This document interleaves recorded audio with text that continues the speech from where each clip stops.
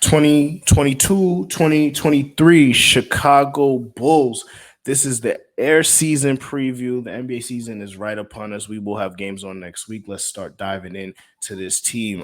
So Sean, Chicago Bulls were a team that jumped onto the scene last year. Very fast and furious. Had people, thinking, not me, but had some people on the timeline thinking that they were a real contender. DeMar DeRozan looked like the reincarnation of Michael Jordan. Zach LaVine, he was doing his thing, and obviously Vucevic was there, and they had young boys step up, like our boy Ayo DeSumo, who he is somebody who shouldn't have fallen to them to where he did in the draft, and he's a great pickup, especially thinking about that Lonzo Ball health. But let's get into what happened in the offseason for them. Zach LaVine re-signed his max, good for him. Andre Drummond, a backup big for this team, the best rebounder of all time. I don't care what you guys want to say. I've seen it with my own eyes, but a meme waiting to happen. He is now on this team to provide them some center depth. Dalen Terry was drafted this year. Goran Dragic, TBD on if it is the corpse of Goran Dragic or it's him, but he's now on this team as well with some veteran leadership there. Derrick Jones re-signed, Justin Lewis, undrafted free agent, Javon Freeman Liberty, undrafted free agent, and Troy Brown signed with the Lakers. So, top to bottom, this team is pretty much the same as it was last year. Some minor additions. I think what's going to really come down to this team for them is health. So what are you thinking? Yeah, so I mean, obviously, the Zach LaVine re-up on the max, and like you said, DeMar DeRozan for I don't know if I think just in general before we get to the team at least, like DeMar DeRozan, is he a Hall of Famer? Do you think he's a Hall of Famer? Right? It's tough. I think have a pretty damn good resume when he retires. He has a case. He has a case. I don't think he's in right now. Yeah, I'll probably agree with that. If he stays at this level, towards the future, he might have an idea. But yeah, we're talking 5-time NBA All-Star. He's made 3 All NBA teams. If you throw in what he did in college, Pac-10 All American, all that stuff. But yeah, DeMar DeRozan was pretty good last year. It was a great it was great to just see him revitalized. It looked like he was having fun playing basketball again. But yeah, this team won 46 games last season. Like you did say, they got smoked by the Bucks in the first round. That was not a pretty series at all. They got off to a great start and just kind of fluttered down the stretch. I think the main part, just to talk about this team at least, is just the health. Obviously, Lonzo Ball, man, kind of just sucks where he's at right now. The actual timeline that he's been on last season, I think he got hurt. I think he played around like 35 games. So I think that was like early, like maybe mid-January, to where he had the surgery. I mean, he missed some time, led to a surgery. It's been a couple surgeries at this point. And then what was it? Last week, I think they said that he was having some more loose surgeries to clean up some loose bodies in his knee to deal with the persistent knee pain stemming from his torn meniscus that he tore back in January. Obviously ended up missing the end of the season, which really sucked because just to see him and Caruso, and I think just talking about the team in general, we'll get to just like what this team is lacking and like the limited kind of upside that they do possess, particularly for this year. And I think even like long term, but yeah, like it really just sucks. I hope like Lonzo. Like obviously going back to Lonzo's draft class, going number 2, obviously it was just a convergence of hype, the whole LeVar saga that happened. One of the greatest marketers that we've ever seen. Shout out to never lost, never lost, never lost, never lost. But yeah, obviously that, and when we talk about like Magic Johnson was just like right place at the right time. But I think like even I've always been a huge fan of Lonzo, just his style of play, the infectious style of getting all of his teammates involved, the run and gun. I'll never forget watching Lonzo's Chino Ball mixtape and his highlights for like the first time. it was just one of those moments. Like I remember, like it literally blew my mind. I could probably go pull up tweets about this. Like it was incredible stuff seeing him, Lamelo. So like huge Lonzo Ball fans, but it's like I said, the injury really sucks because he started to the shot was looking more consistent. The magic that the New Orleans Pelicans work on their shooters, having one of the best shooting coaches in the NBA, like he looked to really find that consistent form. I believe off the top of my head, I do not have the stats in front of me, Raz. I think he was bordering around 40% from three last year before he got hurt. And yeah, he was shooting 42.3% from three last year before he got hurt. So just sucks to see the injury. And like I said, if we're expecting him. He's doubtful. Probably not starting the season off with this team. I really don't expect to see him even play before maybe even Christmas. He's probably like you kind of just got to give him some time to get healthy. And hope that the pain goes away and he's able to actually like get back on the court soon. But yeah, that really sucks because yeah, him and Caruso were it was an incredible defensive backcourt. But I mean, just getting back to the Bulls in general, we talk about just to go over the depth chart. Obviously, I think my favorite question for this team is who should be the starting point guard for this team? Who should log the most minutes for this team? Obviously, it feels like Kobe White, top 10 pick a couple years ago. Was that the 2020 draft? I believe it was. Yeah. Like obviously, he got off to he was injured to start last season. Io was incredible and kind of just like passed him in the rotation. And it's just a much peskier, defender, and he brings an impact that they need more than because obviously you have LaVine, you have DeRozan, you have Vucevic, plus offensive players. So I think it remains to be seen is Kobe White's future on this team. I still think his value to this team might be I think they might need to showcase him, let him get some more run early to possibly get that trade value up and see what else they could probably get from him. Get some more help on, defensively on this team. So, I mean, do you think, like, and obviously they brought in Goran Dragic as well. You have Caruso, who can also, when you have guys like Levine or DeRozan, you could probably throw Caruso into that starting point guard mix as well. But out of those options between Io, Caruso, Kobe White, I guess, or Dragic, how do you see the minutes at the one really shaking out? And how do you really like optimize and maximize the rest of the rotation for this team? I think with Lonzo hurt, obviously you would like him back and to be your starting guard, but I think you have to prioritize Io right now.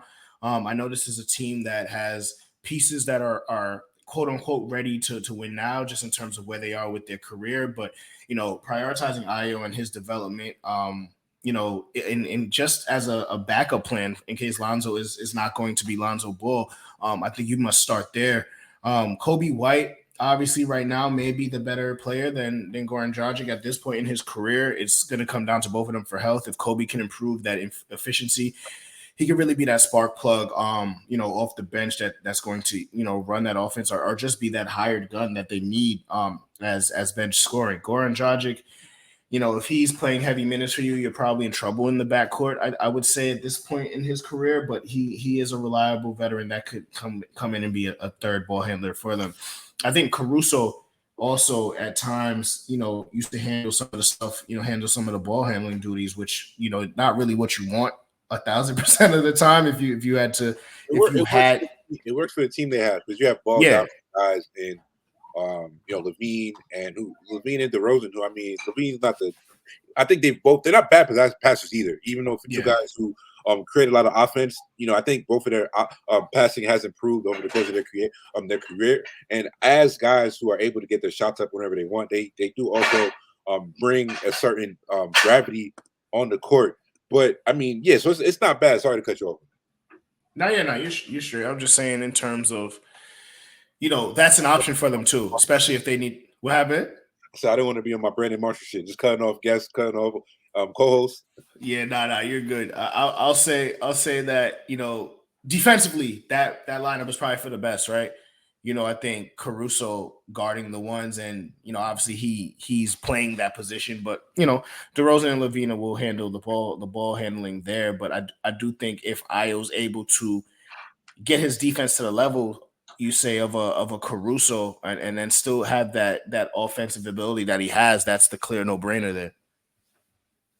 Yeah, so I mean, I think it's obviously to speak about where the team is at because the over under they went 46 and 36 last year. The Vegas over under right now is sitting at 43.5 wins, which like we said, Vegas is really damn good at projecting these odds. That number feels perfect because I don't think this is a bad team. I don't see them really like this isn't a team that has it's too much talent for them to really fall into like miss the play, like even miss the I mean the East is going to be a bloodbath, so I won't say necessarily if injuries happen, it could happen, but this is there's talent on this team. The question that remains obviously for this team, DeMar DeRozan has after this year he has one more year at $28 million on the books for the Bulls. Just to speak about Arturas Karnisovas, obviously the president of basketball operations for the Bulls, former GM on the Nuggets, so he was a part of that team with Tim Connolly, and we know the Nuggets being one of the best run organizations in the past decade, basically since the Melo trade, to be honest. And just about like evaluating talent, finding talent, and just like having a really competent organization. So for a franchise that had been in the mud since basically D Rose had torn his ACL. What year was that, Raz? It's been a minute actually. 2011, 2012, maybe. D Rose injury? Yeah, Shit, man. the first one, right? We're talking about the one against what are they playing, the I Sixers? mean, how I know he's had like persistent injuries, but like damn.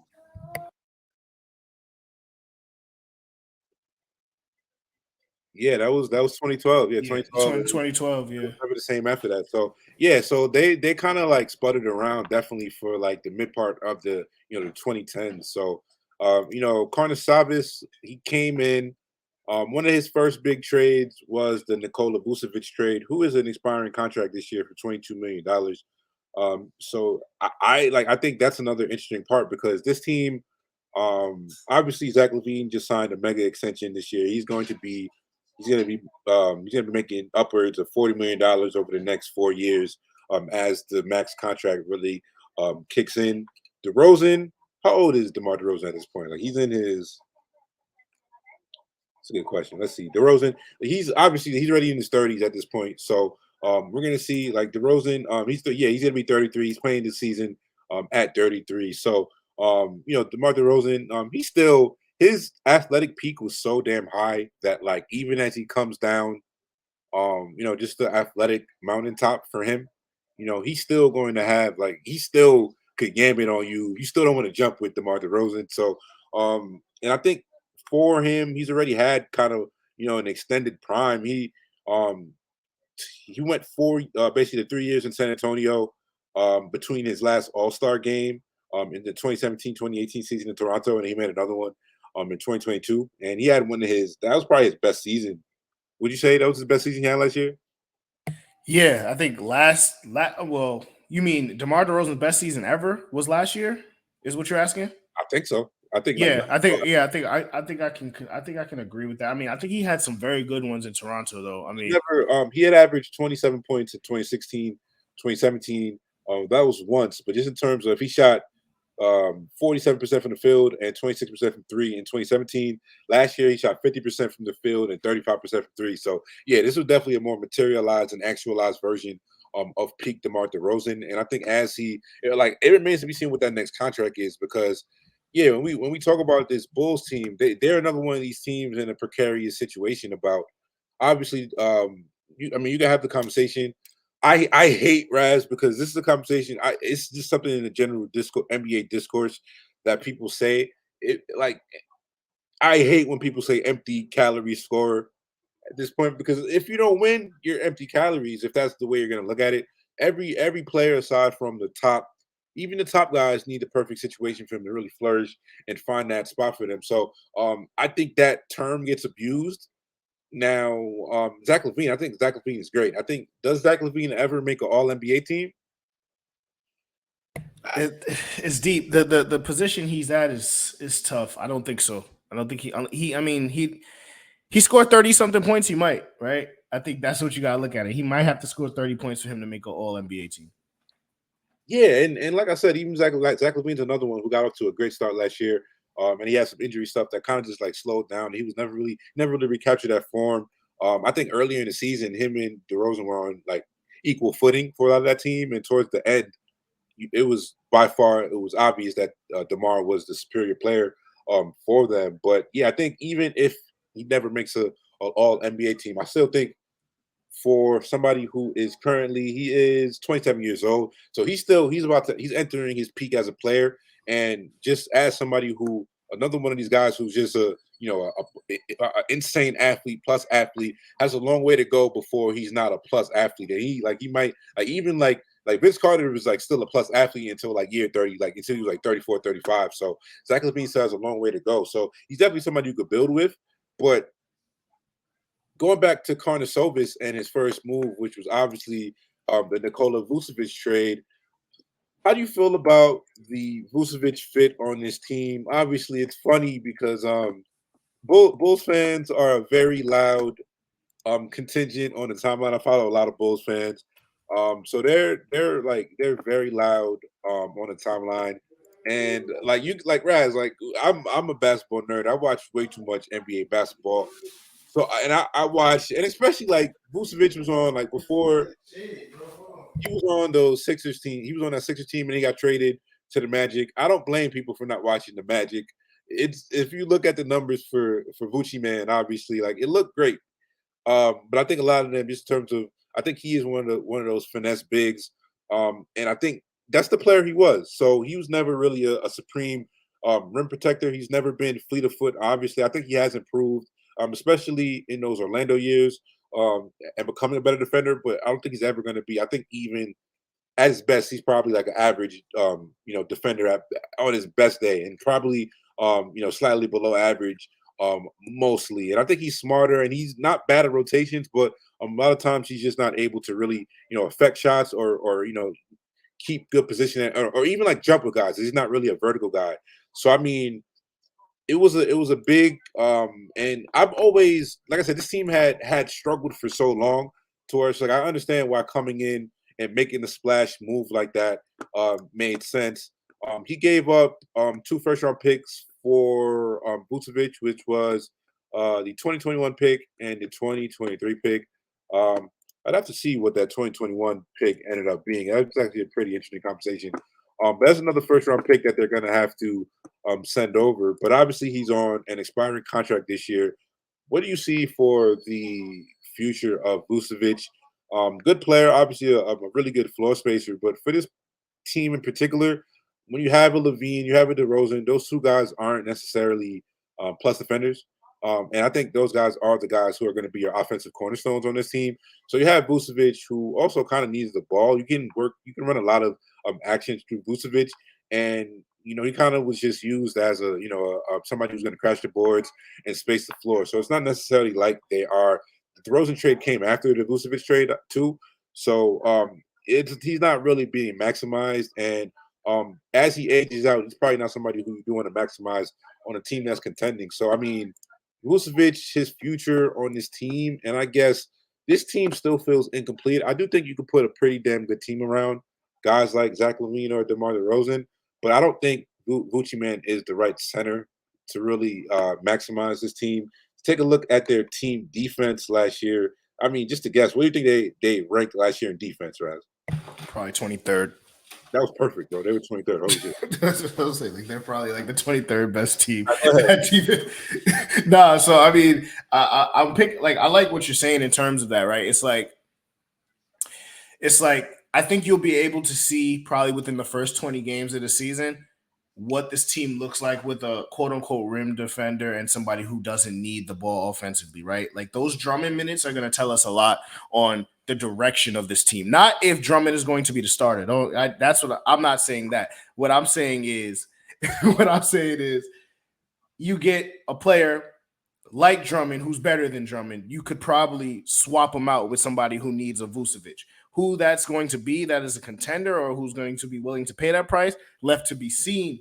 But I think that's where you'll start to see what this team is going to be like in terms of how they're going to utilize their big when they split those minutes up. Yeah, I mean, I would love to see, the never-ending Miles Turner saga. In terms of just a center that I think might fit this with this core a lot better. I think he brings some of the floor spacing that VucciMane does bring, and he brings a lot more rim protection that this team, drastically needs. So, I mean, they probably would have to give up, like, I don't. They're kind of like they gave up a couple picks, so I mean, the optics might not look great if they just like traded Vucevic, and like I don't know, like what they would have to attach with him. I don't know if the league values him. Like honestly, nobody has bit the bullet to trade for Miles Turner. So, and I've been a huge Miles Turner fan. So maybe it's me that's like higher than some of the executives and the teams in the league on Miles Turner. So, like, would it like I don't know if the Pacers would even entertain that. They probably would be interested in like long-term picks or maybe like younger players for them side. They have not to talk about the Pacers here, but even another team to be thrown into possibly. I know Jakob Pertl is a free agent as well. He's another one to where I think he might fit this team a little bit more about what they might be looking to do. And to go back to the Rosen thing for a moment, like what would you be comfortable paying a 33? Going into year 34, DeMar DeRozan on the free on the market. Uh, that's tough because these older players are just getting bags right now. Just the longevity of the current NBA player is something that comes with this juxtaposition of when is enough enough. I think Demar's game's going to age well.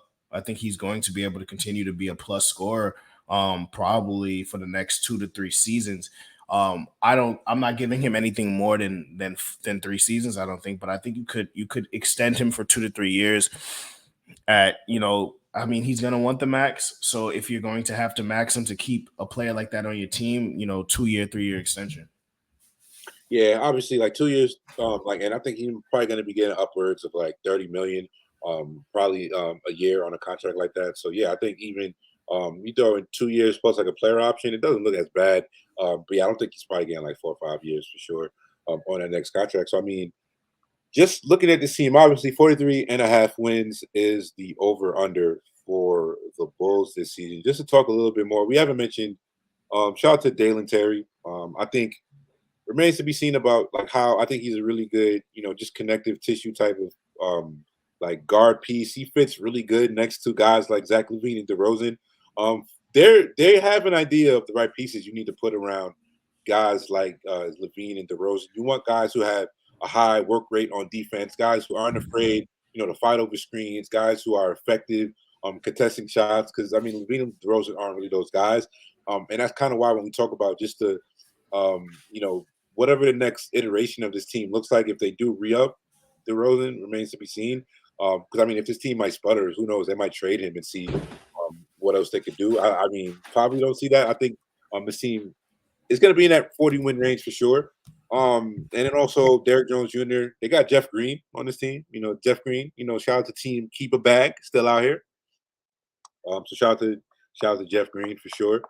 And yeah, I mean the other guy, probably the biggest X factor for this team is Pat Williams. Obviously, he got hurt before the season last year, and it kind of affected.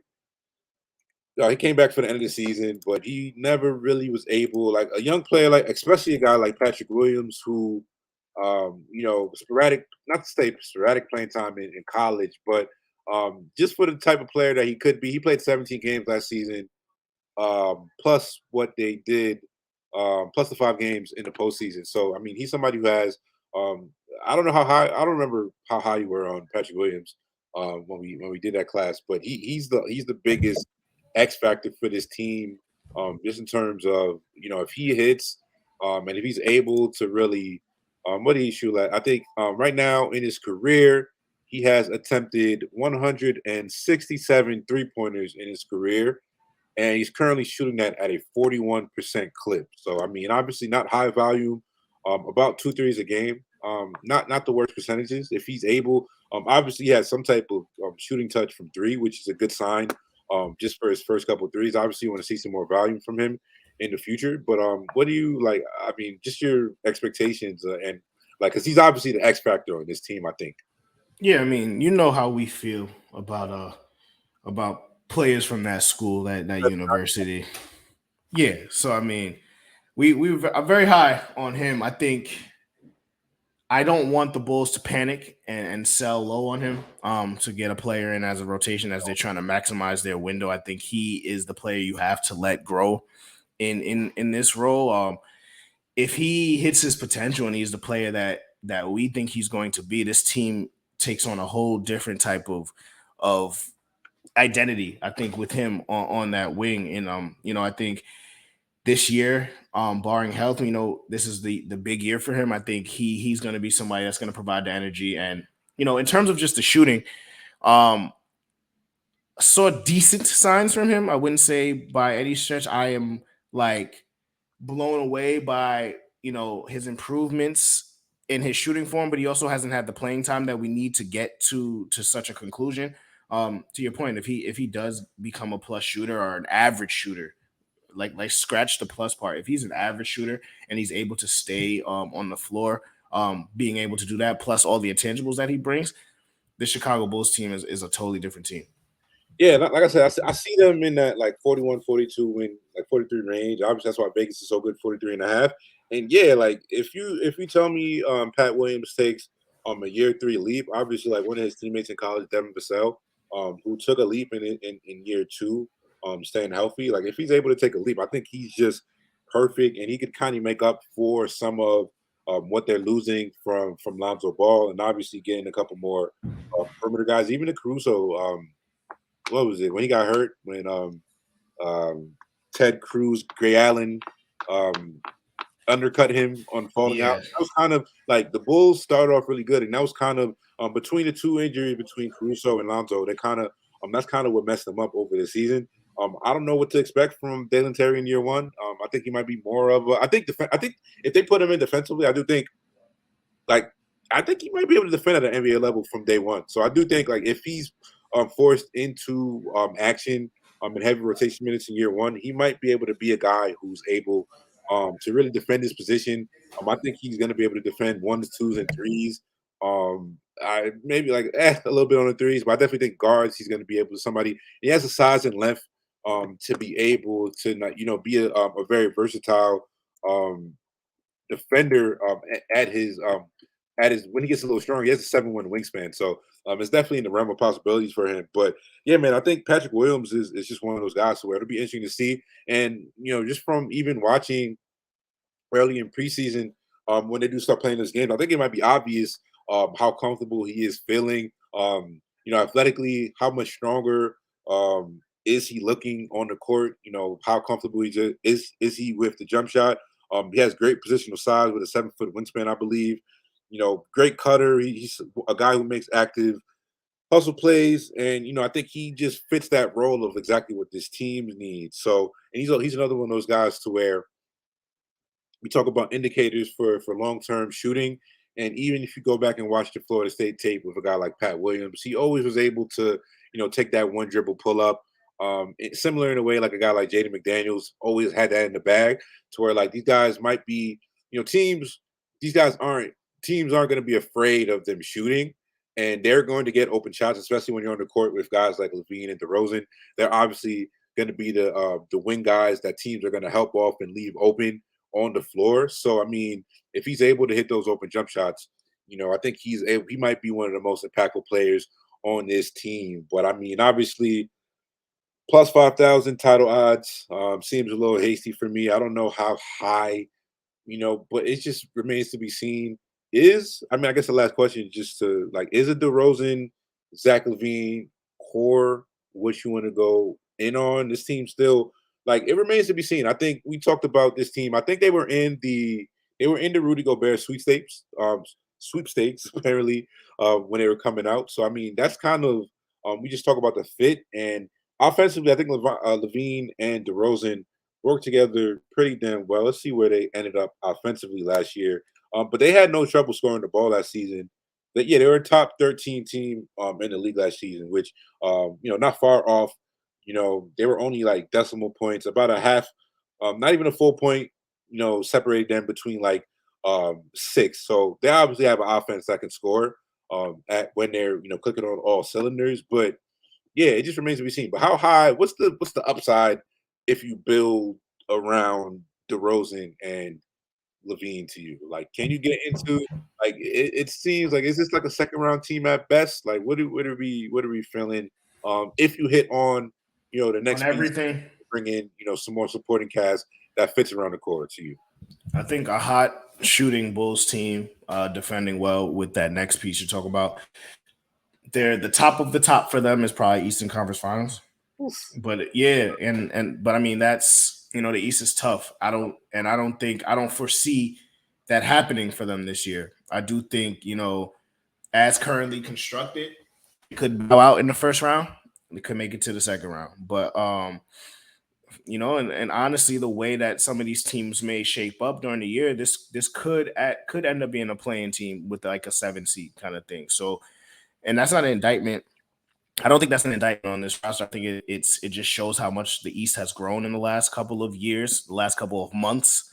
Um, so you can think of it that way, but I think if they are able to get another piece for this team that really fits and clicks and maximizes the potential of everybody involved, they could bow out in East Conference Finals, but it would be in a perfect world for them. Yeah, that's everything. I mean, that's everything clicking on full cylinders. You need a jump from Pat Williams. You need Dalen Terry to give you some year one impact. You need Caruso, all defense, and you probably need a better defensive center. But I mean, it's not like offensively. I do think they could compete.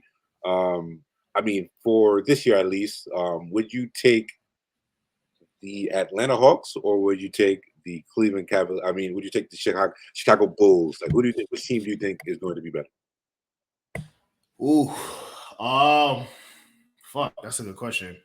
Uh, Those are like I think those are both they're teams pretty that kind of comparable, just yeah. fall into that like they're gonna be fighting for maybe like that 5 through like 7, 8 seed. I think they're kind of in the same range. You can throw in the Raptors as well. I probably would take the Raptors over both of those teams probably. But what do you say? Um, shit, I'll go to Hawks for now. I'll go to Hawks. Yeah, I think the Hawks have a higher upside. I think the pieces fit a little bit better than them, but I do think they're in that same tier. And check out the Hawks preview we did previously. You guys see how we feeling about them coming into this year. But to wrap this up on the Chicago Bulls, 43 and a half wins, Raz, over or under. I'm gonna go under. Oof. I'm gonna go Damn, under. that's tough, man. I I hate this number, man. It's so good. I think if you gave me a full season of Lonzo Ball, I would definitely take the over on that number. But man, I don't like that we're agreeing on a lot of these over unders. I'm probably leaning under as well. I'm gonna probably gonna have to start disagreeing just for the sake of some some Some some guys. Well, we controversy. got we got some we got some we got some I got we got a lot of teams to love. a lot of teams left to go. But yeah, man, bullet to my head, somebody sticking me up. I'm probably taking. I'll take the over. I think they win 44 games. I'll take the over. I think they win 44 games. If DeRozan is able to keep that form from last season, I think Levine, if he's healthy again, I think Io, one of your biggest guys, he's healthy. Pat Williams takes a leap. And then we'll see if they like. I would love to see them improve on their get some more defense on this team. If they get more defense, you said they were 23rd last year defensively. If they're able Yeah, to get like towards league average, like even like 17, 6, 16, 17, then yeah, I think they're probably a 44 win team. They have upsides to probably be closer to a 50 win team if everything clicks and they had a full healthy Lonzo Ball. But remains to be seen. Injuries suck. I hope Lonzo doesn't have like a degenerative knee problem like a Brandon Roy or one of these guys. Um, let's not say it. Let's not I say hope it. I hope not. I hope he gets back on the court, healthy and back into the game soon. Lonzo, Yes. one of the biggest guys in the league in terms of like not I'm not saying he's one of the best, but just in terms of like the following he has. Um, you know, there was journalists, there was websites dedicated to Lonzo coming out. Like we're not making this up. Lonzo was really highly heralded coming out. So shout out to him. Hopefully he gets back on the court healthy. But yeah, this is gonna wrap us up. This has been Chicago Bulls preview. This is the Draft Season Podcast. Make sure you guys do run this up. Let us know in the comments if you guys are taking that over or under for the Chicago Bulls season. And we will definitely be back shortly. We got content coming to you guys daily on this YouTube page. Make sure you guys do hit that notification bell. We are dropping daily. We got more mixes and everything. So shout out to everybody interacting and rocking with us on the YouTube channel. We're definitely going to be bringing you guys more of this content in the future. And we got a lot more stuff coming down the line. But Raz, take us out of here, bro. Yeah, man. This is the Draft Season Podcast. Like Sean said, we will be back 2022, 2023 NBA preview. Tap in with us, like, subscribe, run it up on the YouTube. And we'll be back with y'all real quick.